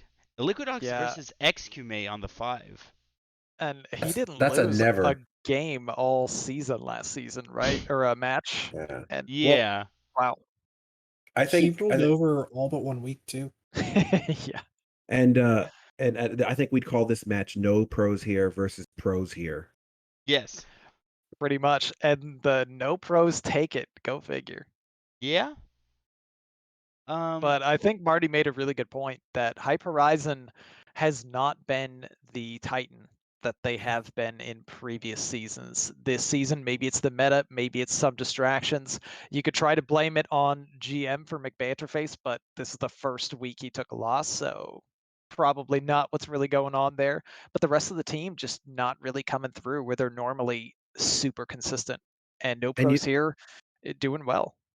and I think a lot of this is for a lot of teams. It's like, this season starts when school starts up for a lot of students. A lot of players are in college and doing Mm-hmm. degrees and stuff, and they just don't have the amount of time that they would have during the summer and at the end of the year to play these matches. So I don't know. I'm not sure if it's a real life stuff going on, but yeah, I would have to echo the Hype Horizon is usually the team you just. I mean, I think Ron, correct me if I'm wrong. It feels like we're always on the same conference that Hype Horizon is, and Oh every yeah. time we've Yeah, played they're always in Hyper, black. and every time they're playing, they're always at the top, and they're always feel unbeatable.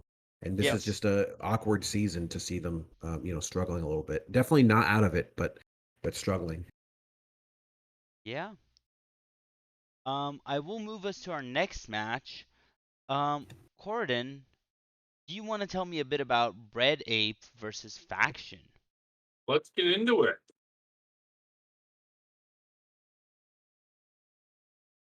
Right. All This is right. week 6, right? Yeah, This this is our should be final a week week 6. 6. Yeah. But I mean, with the week 6, you pretty much couldn't call it any closer unless you asked for a tie. Faction edging out Bread Ape, the defending champions of Pro. Very well done by Faction in this sense, getting some much needed points and keeping those playoff dreams and hopes alive. Um, Heat Shock, on the other hand, looking for Bread Apes, very strong with a 5-0 in the 1 seed. Validus also taking a win for Bread Apes as a 4-1, but then the 3, 4, and 5 seeds for Faction really brought it home and were able to solidify that win for Faction and get them the much needed points that they need to stay in. But Bread Apes, not out of it, and these two teams are battling for you know only 3 points separating them, and Brett able to not allow Faction to take too many points in this matchup and make that difference anything greater. Mm-hmm. Can I give a spicy hot take number 2? Oh, go for it. I was saying Sushi Rax is going to make the playoffs. I think Bread Ape is the team that's not going to make the playoffs. Their Ooh. final matches are Brushy Tuna, Hype Horizon, and then the final match is Sushi Rat. Hold on. Fair. Hold on. We were just talking about how Brushy Tuna was just a bunch of scrubs and Hyperize is not the Titan they were in previous seasons. Yeah. The You scrub sure you Brushy want to Tuna stick part, with that? I'm gonna. It's my bold prediction. I know this is not the show for it, but I just. Hey, we welcome bold predictions as well. We're not the show for bold predictions, but they're always more than welcome here. Now, to make sure everyone's eyesight gets surprised with the change from a black color scheme to a very different color scheme, Marty, tell us a little bit about Pink Conference.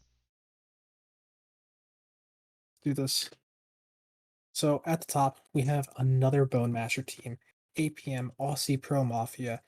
This is a bunch of wild players coming over to Standard, really showing who's who.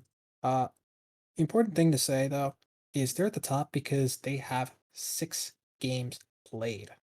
Okay, so as you notice on the left and right of the standings, we're going by points per week, and it's the 5 Boxing Wizards Jump Quickly versus and Sheepies. Okay, Mm-hmm. so they have the highest points per week. They get the top 2 spots as a result, and they're both 4-1. So very impressive seasons from them so far. Beyond that, Popeye's Spicy Chicken Sandwich at 93 points. Also, 6 games, undivided, down below at 3-3, 6 games as well, 83 points. Then my team, F2L, Mancrick's Multiple Wives at 2-3, and Group Process and Poem Locked and Loaded, both still looking for their first win this season. Yeah, Awesome. this conference seems more stacked with teams that are that are really strong and versus teams that are just kind of struggling. I mean, I think F2L and up is really the playoff teams that are there, and Yeah, you've got a top heavy race here for sure. very I top mean, heavy. our top 3 is Wizards and Sheepies and F2L right now when you look at points per week. Yeah, true. Which That's is right. kind of weird to see F2L kind of down lower on the standings. It's just the reality of any series that has a bye in it when F2L Yes. had their bye early on. But very, Yes. very competitive through a bunch of teams, and then unfortunately 2 teams that are just really hitting a super rough patch. Yeah. Yeah. Um, Marty, why don't you tell us about our first match for the Pink Conference from 2 weeks ago? We have everyone's favorite logo, Popeye's Spicy Chicken Sandwich versus Mancrick's Multiple Wives. Well, this season, Popeye's Spicy Chicken Sandwich shook it up a little bit, and this time they have Myanodon in the 1 seed. 5-1 with a 3-0 sweep this week for him against Damon, who was subbing in for the top seed here. Mick on a save and GM Lambie series all have pretty honest records at 3-3 apiece. Mick and Honest Save falling 1-3 and 2-3 respectively to Wild9 and NJO, and Lambie getting the 3-2 win over Jester. Jester taking a GM to 5 series or to 5 games in a match. That is no small feat. 2 points, very important there. Really, the talk of this week was the 2 sweeps capping off the top and bottom seeds in this series. Myanodon, we already talked about, and Wet Goose getting his second win in the season with a 3-0 win over Lefty.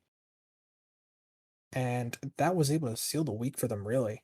15-10. Mm-hmm.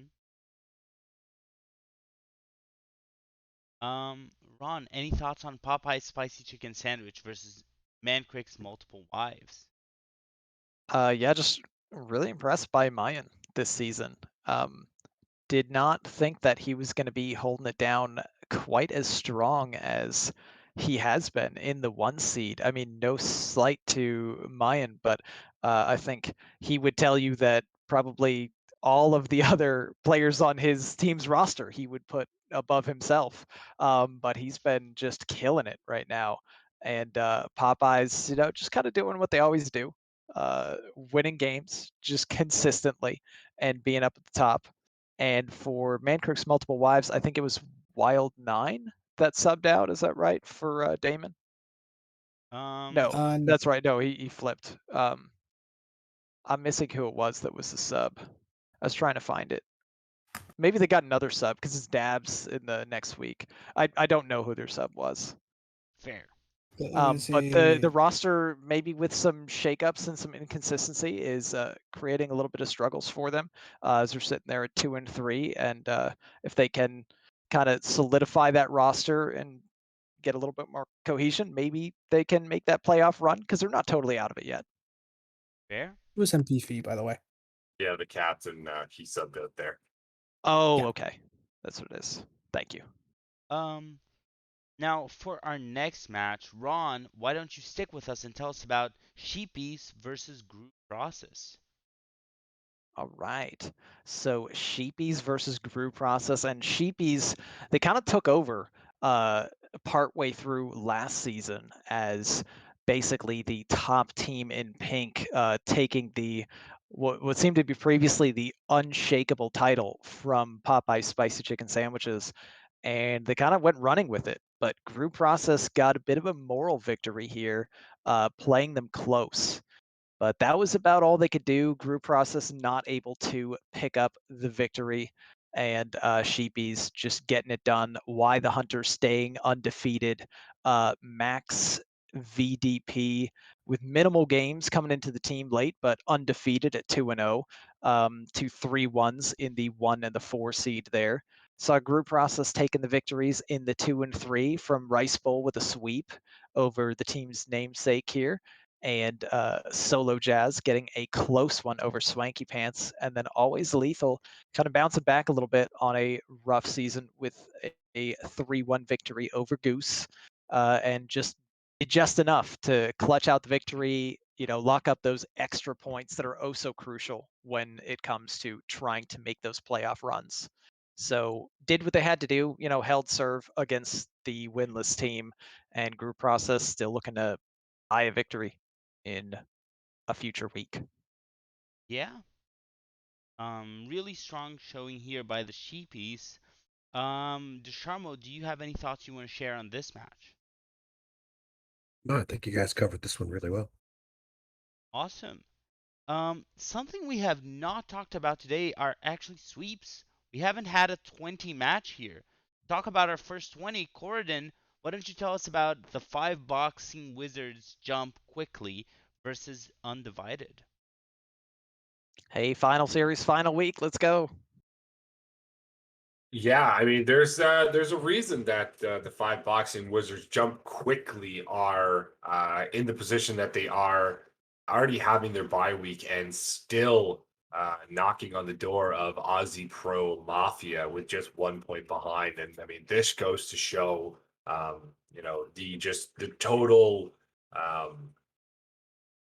just insane level of play that the Wizards have been doing right now. Even getting a sub coming in to the 4 seed here, Refla, and being able to take a very close 3-2 win over Magnificent is very good. But I mean, if you look down the line, even with all of the wins, 3 of them being 3-2s, I mean, undivided, they were just, just shy of really turning back towards themselves and being able to grab some, I would say, much needed points because with losing here, it really puts a shot in the playoff opportunity for undivided. Yes, I agree. Marty, any thoughts on this one? Yeah, really, it's just the five boxing wizards jump quickly, showing how stacked they are. I know we've Yes, covered this a bunch, and I'm kind of beating a dead horse here, but a 5-0 and 2 4-1s on the same team is insane. It's something to expect from a top wild team, not someone in pro. yes, So seeing it here, you can't help but think that these guys are early favorites. yeah. And their worst Yeah, player won the tournament yesterday. Yeah. and That's it's scary. really funny. It's really funny. This team, you know, not really funny, but Diamond making another strong team. Every season, it seems like he scraps his teams and then comes up with another team and struck gold one last 2 seasons ago and won the championship with his For the Boys, and now scrapped a team last season and then now this season coming up with a completely different team and just annihilating the Pink Conference. Hmm. I'll move us to our final match of the Pink Conference, though, so we don't become a Diamond Appreciation stream either. Um, Desharmo, why don't you tell us about our final match, Aussie Pro Mafia versus Point Locked and Loaded? Absolutely. Another lopsided match here. Of top team going against a bottom team that's really been struggling all season. And point locked and loaded. That's for me. That's a little, I would say, a little surprising. I mean, I know they're not normally a team on the top of the conference, but being 0-4 and now you see in the conference up there 0-5. It's just it to me is a little surprising. Usually a generally decent team, but I like seeing some of these players. Bone Master team, a good team on Bone Master, just going at it. Reverb, a former Wild for our first Wild season, he was one of my teammates and a really strong player, showing how strong he is and how great he's doing. Oddlaw, Quake Lord, all picking up wins in the 1, 2, 3. Bone Masher picking up wins in the 4, and Maxibon in the 5, just showing how strong they are. Yeah, wild player's good. Nice. Yeah, yeah, Yeah. and Yeah. yeah, Take that, I just Viper. noticed that. I just noticed that. Huh? That's crazy. Um, Oh, nothing. Marty, want to It's comment a a bit about definite Wild? plan. I know. Uh, I mean, that's more something that we discussed on Thursday. But really, I just want this to be proof that, hey, it doesn't really matter what format you play. If you're good in one, odds are you're good in the other. So don't take these guys lightly, and don't count them out if and when they make playoffs either. I'm not trying to shower them in praise or anything, but some of these guys are really, really good. And seeing guys like Quake Lord in the 3 seed is a crime. Mm-hmm. Marty, it's time for PPR for Pro, and yes, it is rigged, but why don't you tell us the honorable mentions for Pro Series? All right. For our honorable mentions, we have your mum kid at 4-1, Wild 9, also at 4-1, and two more 4-1 players were Bobson, my teammate and captain, and Valdez. Oh, and one other guy. He's a scrub though. We don't have to mention him. Fair. Yeah. Um, who are the other 10 players, though, that we see in Pro Power rankings? All right, we have a lot of 4-1s here, all the way from the 10 to the 5. So we'll start from the bottom. First up, McBanterface. Afterwards, or sorry, first up, Money Pockets. McBanterface is ninth. Then we have Based Inc. 8th, Pascoa 7th, Dardar in 6th, and Nails in the 5. Then we get to the top 4, Donkey at 5-0, Why the Hunter also at 5-0, Myanodon at 5-1 in the second spot. And at the top, we have Heat Shock going 15-4 so far, 5-0 record. Whom I'm This facing is this week, by the shockingly way. not seemingly all that rigged. I mean, there's a few questionable things, but for the most part, pretty good. Yeah. Yeah, other than Ron being in the ratings, I think I agree with everything. Yeah, I mean, that's a clear oversight.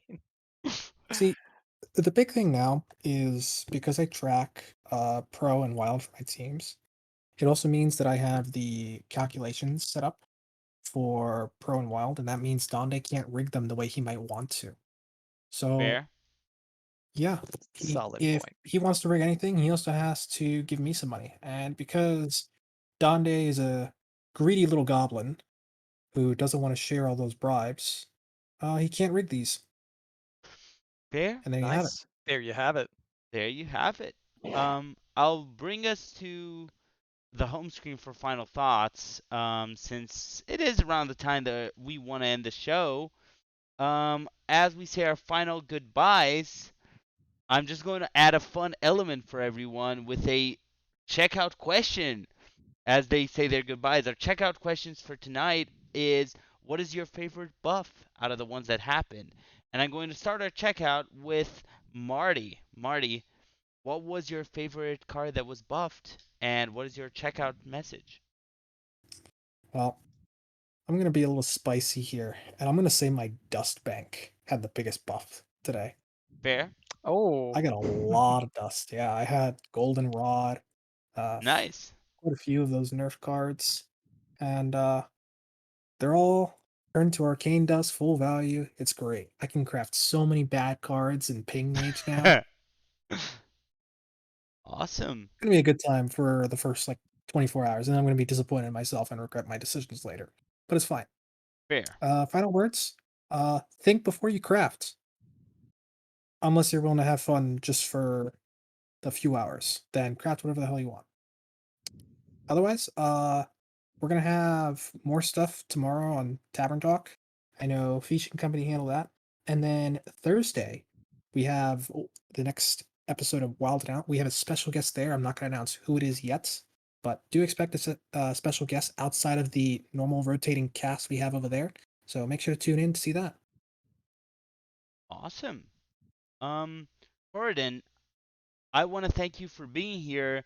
What is your favorite buff and final words?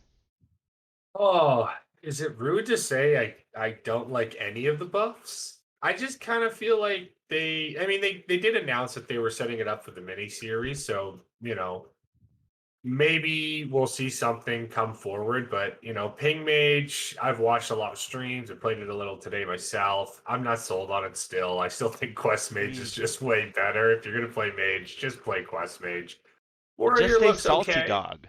Yeah, like Warrior looks okay. It's just overall good cards getting good buffs. So I mean, Warrior is going to be fine, but I kind of I'm a big sad guy about the buffs and the nerfs. I was enjoying the meta thoroughly, but I know the masses were not. So my final words is I'm just going to stay salty and let's not miss 2 weeks of Hearthcenter again because it is late. This is Yes. late. Yeah. True. Big It's episode. early for me. I don't know what you guys are talking Oh, about. it's yeah. Desharmo, thank you for being here as always. Any final thoughts you want to share, and what is your favorite buff? Yeah, I would have to say my favorite buff before the patch when these was the hero power mage stuff because I don't know, something about that deck intrigues me, and then I tried it today and I found it really bad. Don't play it. It's not good. Fair. It's not even close to being good. It's missing a couple cards. A Yeah. card that I actually like having played with after the nerfs is Leatherworking Kit, actually. That card Yeah. is Oh, actually really strong in a new Beast Hunter archetype that I think that we're going to be seeing a lot more. That sounds like a lot of fun. Any final words you want to add? No, just have fun. Keep yourself when you're playing. If you're getting burnt out, it's never a bad thing to ask for a sub for a week if you need a week off. If you're struggling, or you got stuff going on in real life and you're just not enjoying yourself, just take some time and just relax and not make a big deal about it. You don't have to force yourself to play every week, and keep your mental health good, especially during these tough times, and do what you can. Yeah, 100%. Last but not least, Ron Mexico, what is your favorite buff? Why is it Elucia? And final words. I mean, I am that's my favorite nerf for sure. 100% Alucia. She can be gone forever, and I will dance on her grave. But when it comes to buff, I was kind of hoping these other three weren't gonna say leatherworking kit. It felt like around the saloon where I had a point I wanted to make, and I was like, I hope none of them say it. Then Desharmo said it, so good point, Desharmo. I agree. Leatherworking kit, I think, is a pretty cool buff. It felt just garbage at 2 mana and could actually be good at 1 mana. I'm kind of excited for some Elwyn Boar shenanigans in Hunter. I think it could Ooh. be interesting and fun. Maybe not competitive yet. Who knows? Maybe the mini set incoming could make it somewhat competitive, but it's just kind of interesting, and I like that. As far as final words, really appreciate everybody joining in for such an extra long episode of Hearthcenter tonight, Yes. and we tried to cover as quickly as we could, but there was so much content. I think none of us knew exactly how much it was going to be to cover all Yeah. this, but appreciate Lotus especially stepping up and doing all of this, and getting some really great opping going. I like the new setup that you did, and I'm excited to rejoin you guys next week for what should be a more normal length show. Yeah. I want to thank everyone who was here. Special thanks to Marty, Gordon, Ron Mexico, and DeSharmo. It was awesome having you. Awesome having this show. I had so much fun the whole time. I want to thank you all to special thank you to all our viewers. I hope you had as much fun as I had. You can't see my face, but I was smiling and laughing the whole time. This was awesome. Heart Center is always so much fun, and I'm glad we got to talk 2 weeks, even if I'm exhausted now and I have to teach a lecture in 9 hours. Oh Yeah, no. Um, I also want to thank Lotus Knight. This guy does so many things in the THO. I have had a couple things going on the last couple weeks that kind of kept me from opping, and he just like does everything. Like, I don't know He really does. how many shows do you opt now a week? Is it like 4? If you Lotus for include, MVP. yeah, it's like you doing this one, you're doing Maniac Mondays. I know you do School Stone, and don't you do I another do one on top of wilding. that? I do wilding Yeah. sometimes. I've been bad the last 2 weeks, but usually I hop there with Marty. So just To be just a, fair, a amazing guy in Lotus doing all these things for the THO, and he's on the Player of the Week committee, right? If I'm not mistaken. Yes. Awesome. Yeah, because of so that, be nice to Lotus and get him some matches, weekly matches. He needs them. Yes. Reach out. Yeah, we are always looking for them. Anything you want to say, Marty? yeah, I was gonna say, this is why I try to do as much as I can in stream prep for you. You just are doing so much for the rest of us. Oh, it's The my only way I pleasure. can think of putting it is you're pulling what Feast tried to pull last season. In doing so much for everyone everywhere and taking in more and more as if it's nothing. It's actually insane. So, thank you so much for doing all of this for us. Oh, it's my pleasure. I always enjoy being around and just having fun with you all. So I have no complaints here. I one more time I want to thank everyone who's here. Thank you all for the nice words and for coming tonight. And we're going to go into some songs, and we're going to see you all in. Well, I'm going to see you all on Thursday, maybe, but you're not seeing me. I will see you all on Sunday, though. A lot of us here are going to be around content this week, so keep an eye out. Keep an eye out for Fish tomorrow. Tavern Talk is going to be spicy as always, and we'll see you soon. Have a great night.